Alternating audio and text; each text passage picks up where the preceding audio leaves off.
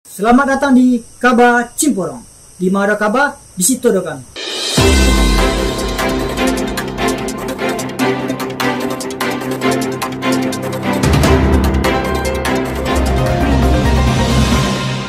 Berita kini ko, indah disangko-sangko do sana. Masih siang hari, alado yang maliang. Dek kini berita tak aja, langsung saja kita sambung ke si Rapi. Terima kasih udah Dede.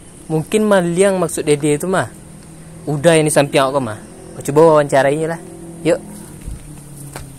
Dah? Ada? Udah maliang sekolah? Madu maliang ada, Semarang ada mah. Dah, ikut masuk TV dah. Masuk TV? Iya dah. Yo liang ada. Nama udah siapa dah? Nama Wak Leonardo dari Gilo dah. Oh iya, ini dah. Ini dah. Bakok maliang ada kan banyak pekerjaan lebih mulia berikut. Iya.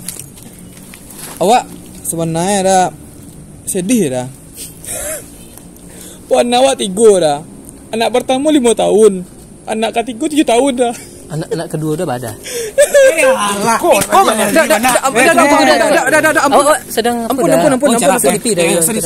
Ampun dah. Yo. Oh jadi gitu dah. Iya dah. Ajarnya dah. Awak mungkin segitulah. Awak Raffi kembali ke studio. Dia macam kira mah. Jadi sana, sampai-painya duit, susah-susahnya cari kerajo, usahawanlah cari yang halal. Saya Dede pamit undur diri, tunggu kabar-kabar Cimporong selanjutnya. Salam Cimporong.